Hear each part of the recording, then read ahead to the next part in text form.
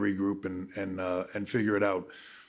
I think with all that behind us, hopefully now, the time to make that move is now. And what we decided to do was pull back on what we were doing so that we could advance to the next level.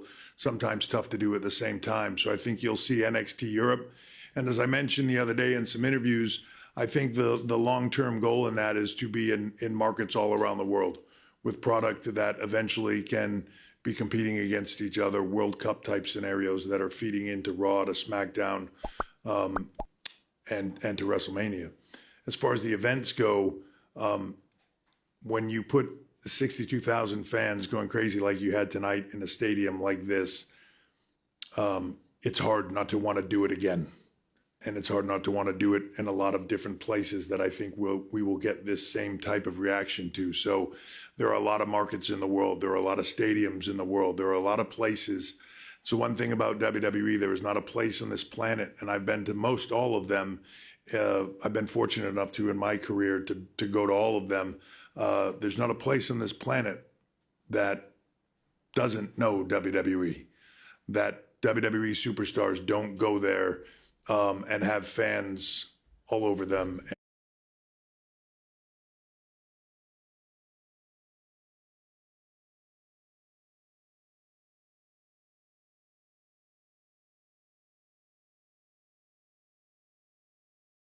And giving us this type of reaction.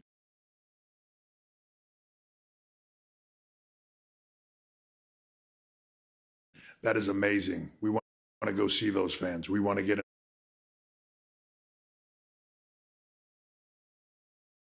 in front of them. We want to be in stadiums all around the globe doing this kind of event. And tonight was step one in that process. And I think you'll see and hear a lot of announcements over the next few years that will be very exciting for everybody. And hopefully all of you have your passports and stuff and can visit us there as well.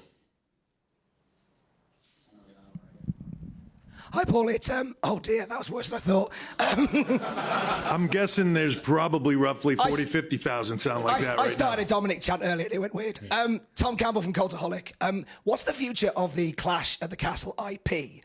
Because it's one of those names that it works so wonderfully here in Cardiff because of the Castle. Is this one that you could see touring with maybe NXT Europe or maybe on the main WWE brand again? Yeah, and there's not that many places in the world that have castles.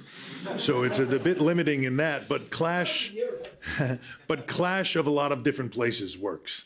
Not saying that's exactly what it's going to be, but when you talk about the IP and where we want to go with it, that's certainly a possibility. But as you see, which we've done with Crown Jewel, different events, there's opportunities to do that. I think there's opportunities to do that, as I said earlier, all over the globe, whether, pick a country. There's a desire for it. It's just us figuring out the right cadence and the right order to make this work in the biggest way possible. But like I said, when you get reactions like you have here tonight, you want to go to markets all over the world and get that same reaction, and that's what we're intending to do. Yeah, thank you. Michael Martinez from Lucha Libre Online. I'm in Puerto Rico. I saw here tonight Leon Edwards and Tyson Fury, and I wanted to ask you, is there any opportunity that in the future we will see Bad Bunny in a WWE ring again? Yeah, so, you asked here questions earlier about the passion and the dedication and the hard work and everything else that goes into it, to being a WWE superstar. We do things with people like Bad Bunny or Pat McAfee or Logan Paul. The excitement level that brings to fans outside of what we do. But I love working with people like that when they have the same passion that our superstars have. One thing about Bad Bunny, so when we were going to work with Bad Bunny and he was going to face The Miz and, they were doing all of their business for that. At that period of time, I was at the Performance Center almost weekly, absolutely weekly. And every single time that I would go there, I would walk in and they would say to me, Bunny's in the other room training if you want to go say hi. He was in there and I would go in there. He would be pouring with sweat. He'd be beat up. He was grinding.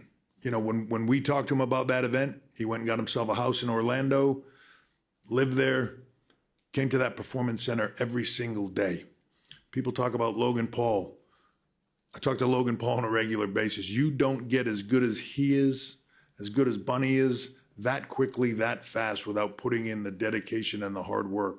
So to me, he deserves every bit of respect that anybody else does. It's what I said to Bunny after he worked with us the first time. You earn my respect. I don't give it easily. Logan Paul, same thing. Earn my respect. I don't give it easily. Pat McAfee, same thing. There's a list of people like that. People don't want to take it seriously. They don't want to respect what we do. I don't want to work with them.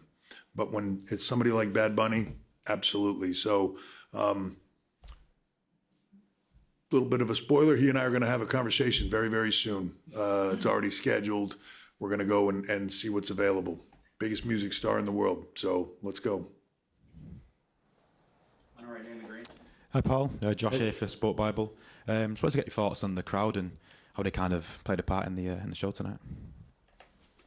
Sorry, you're going to have to Just say it a little slower. the accent. Can you pull it off without as much of an accent? Help me. Just wanted to get your thoughts on the crowd and how they kind of played a part in the show tonight. Oh, yeah. So, look, I think at one point, 1,000 people, Gunther took, it's all for them. It's all for you, right? Every bit of that emotion that we get back, that's the passion, that electricity, that connection to our fan base. It's unlike every employee, every crew member, everybody that is here. And for me personally as well, this is a night I'll never forget. So thank you very much.